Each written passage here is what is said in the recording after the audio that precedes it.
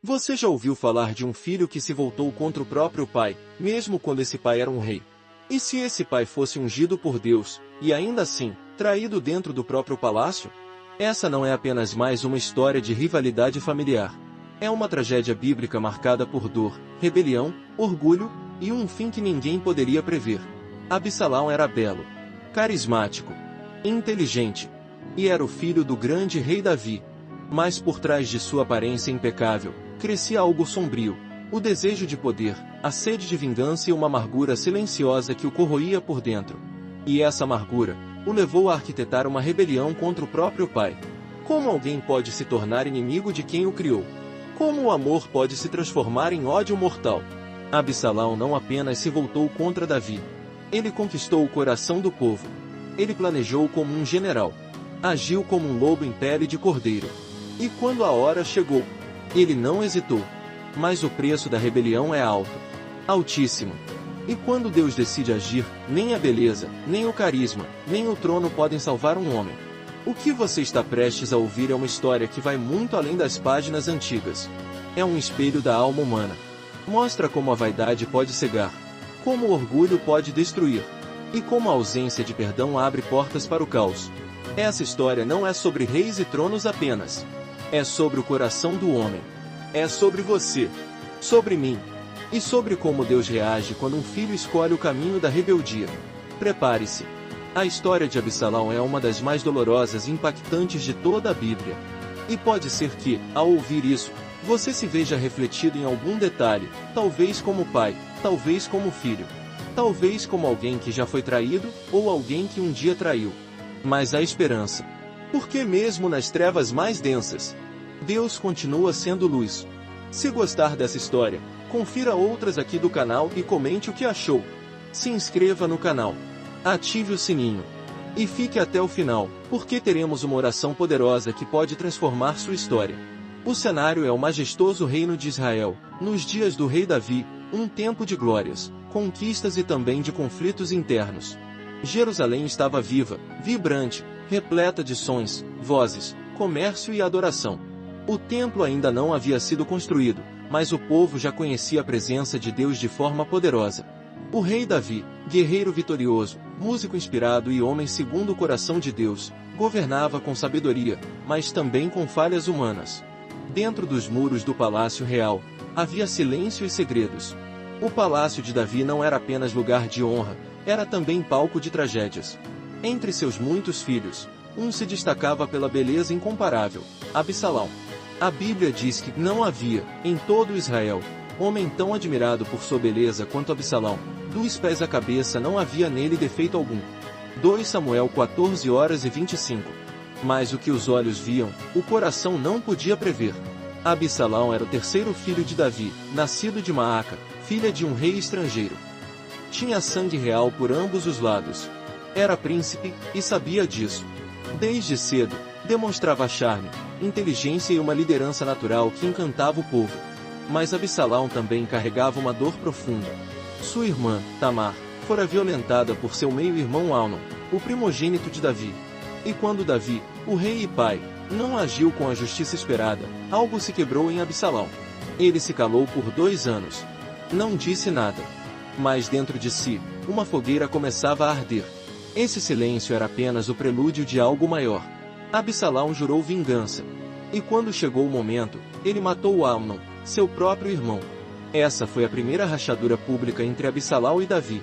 O filho passou a viver como um fugitivo. E o pai, embora dilacerado, relutava em tomar atitudes definitivas. Quando finalmente retornou a Jerusalém, Absalão já não era o mesmo. Não queria apenas estar perto do pai. Queria o trono do pai. A introdução dessa história não é de paz, mas de tensão.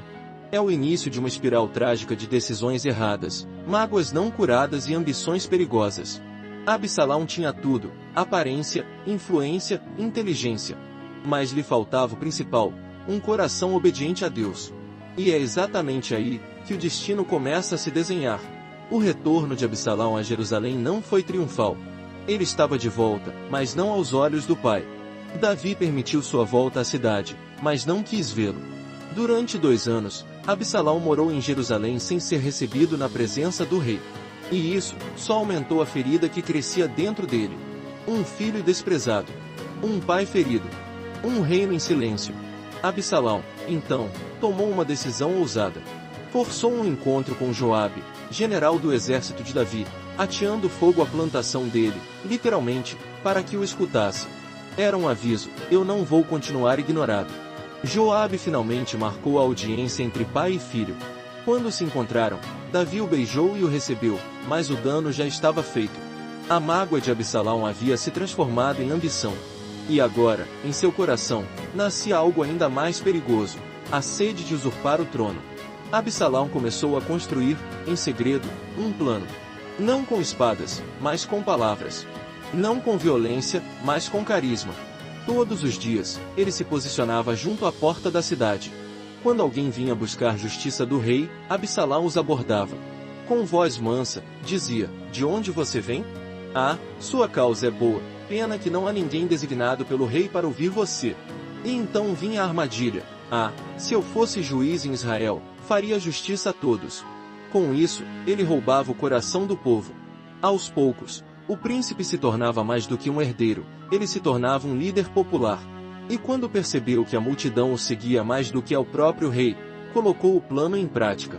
Absalão pediu permissão para ir até Hebrom, alegando que queria cumprir um voto ao Senhor. Mas ali, em segredo, declarou-se rei de Israel, tocaram trombetas. Os seguidores se multiplicaram. A conspiração já não era sussurro, era um grito. E esse grito ecoou até Jerusalém. Quando a notícia chegou ao palácio, Davi soube: meu próprio filho se rebelou contra mim. A dor no peito do rei não era apenas política. Era a dor de um pai traído. De um coração partido. Mas Davi não resistiu com força. Ele fugiu. Descalço. Chorando. Humilhado. Um rei expulso pelo próprio filho. Absalão tomou Jerusalém. Dormiu com as concubinas de seu pai em público, para mostrar que era o novo governante. Era rebelião total. Era a profecia se cumprindo: a espada jamais se afastaria da casa de Davi. O suspense cresce. O cenário se torna caótico. Israel está dividido. E o céu, silencioso. Mas Deus ainda observa. E ele nunca perde o controle. O sol mau havia nascido sobre os montes de Efraim quando o destino de Absalão começou a ser selado. Davi, exilado, ferido na alma, chorava pela traição do filho, mas mesmo diante de tanta dor, se recusava a levantar a mão contra ele. Ainda assim, era necessário reagir. O rei, mesmo quebrado, ainda era um guerreiro. Davi reuniu seus homens. Não para atacar Jerusalém de forma brutal, mas para se defender. E mais uma vez, como nos dias antigos, seus fiéis guerreiros se colocaram ao seu lado. Joabe, o experiente comandante, assumiu a liderança das tropas. Antes da batalha, Davi fez um pedido, o pedido de um pai, não de um rei: tratai com brandura o jovem Absalão por amor a mim. Todos ouviram. Mas o campo de batalha não escuta súplicas paternas. O confronto foi violento. As forças de Davi eram menores, mas mais experientes. Absalão, embora carismático, não era um líder militar. E quando a guerra se desenrolou entre as florestas e vales de Efraim, a rebelião começou a ruir. E então, o momento que mudaria tudo: Absalão, montado numa mula, fugia em alta velocidade por entre as árvores. Seus cabelos longos, símbolo de sua vaidade e beleza, se enroscaram nos galhos de uma grande árvore. O animal seguiu. Mas Absalão ficou suspenso entre o céu e a terra. Ali estava o filho do rei. Preso. Inerte. Vulnerável. Sem exército. Sem glória. Sem trono. Preso pela própria vaidade. Quando Joabe soube, não hesitou. Ignorou o pedido de Davi. Tomou 3 dardos e os cravou no coração de Absalão enquanto ele ainda vivia, pendurado. Depois, seus homens cercaram e golpearam o corpo já sem vida. O filho rebelde estava morto. Mas não houve festa. Não houve júbilo. A notícia chegou a Davi como uma lâmina que corta a alma. Ele subiu ao quarto que ficava por cima da porta da cidade, e chorou. Chorou como nunca antes. Meu filho Absalão! Meu filho Absalão! Quem me dera eu morrido em teu lugar! Absalão, meu filho, meu filho! Não era o lamento de um rei. Era o choro de um pai destruído. A tragédia alcançava seu ápice.